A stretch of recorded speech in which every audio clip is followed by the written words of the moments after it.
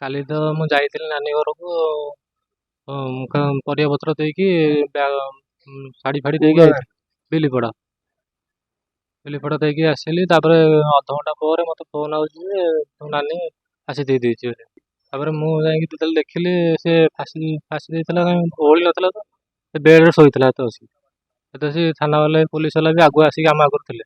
ଜଣେ ମହିଳା ଶାଶୁ ଘରେ ନିଜ ବେକରେ ଦୌଡ଼ି ଦେଇ ଜୀବନ ହାରିଥିବା କୁହାଯାଉଥିବା ବେଳେ ତାଙ୍କ ବାପଘର ଲୋକମାନେ ଝିଅକୁ ଯୌତୁକ ପାଇଁ ଶାଶୁଘର ଲୋକମାନେ ମାରି ଦେଇଥିବା ଥାନାରେ ଅଭିଯୋଗ କରିଛନ୍ତି।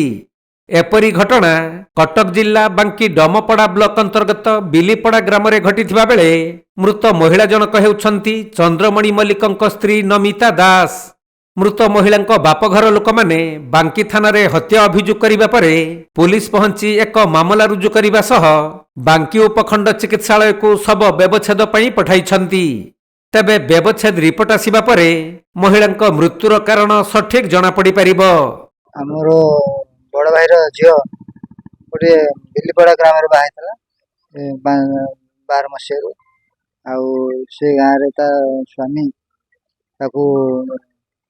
ସ୍ୱାମୀ ଶ୍ୱଶୁର ପରିବାର ସମସ୍ତେ ମିଶି କାଲି ରାତିରେ ତାକୁ ମର୍ଡର କରିଦେଇଛନ୍ତି। ଆଉ ତାଙ୍କ ମୋ ସୂତ୍ରରୁ ପାଇଲୁ ଯେ ମର୍ଡର ହେଇଛି। ଆମେ ଗଲା ଜିଜୁଆଡ଼େ ତାଲା ପକେଇ ପଳେଇ ଯାଇଛନ୍ତି।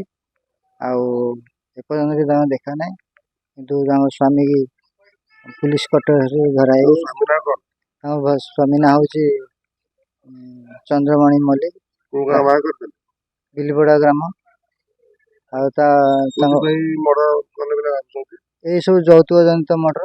ଆଗରୁ ମୋଟର ସାଇକେଲ ମାଗୁଥିଲା, ତାପରେ ସୁନା ଚେନ୍ ମାଗୁଥିଲା, ସୁନା ଚେନ୍ ତା ବୁଲେଇ ଦେଲା ଧାର କରିକି, କିନ୍ତୁ ମୋଟର ସାଇକେଲ ଦେଇପାରିଲାନି। ତାକୁ ହେଇଯାଉ ସବୁଦିନ ଘଟଣା ଦିଅନ୍ତି ଆଉ ହଇରାଣ କରନ୍ତି। ସବୁ ଯେତେବେଳେ ବନ୍ଧୁବାନ୍ଧବ ଏକାଠି ହେବେ ସେତେବେଳେ ଟର୍ଚର କରିବେ, ଇଟ୍ କରି ମରାମରି କରିବେ। କାଲି ଏଇଭଳିଆ ତାକୁ ମାରି ଦେଇଛନ୍ତି ଆଉ ତାକୁ ଆତ୍ମହତ୍ୟା କରିଦେଉଛନ୍ତି। କଟକ ଜିଲ୍ଲା ପ୍ରତିନିଧି ରାଜେଶ କୁମାର ସାହୁଙ୍କ ରିପୋର୍ଟ, କୋଣାର୍କ ଲାଇଭ୍।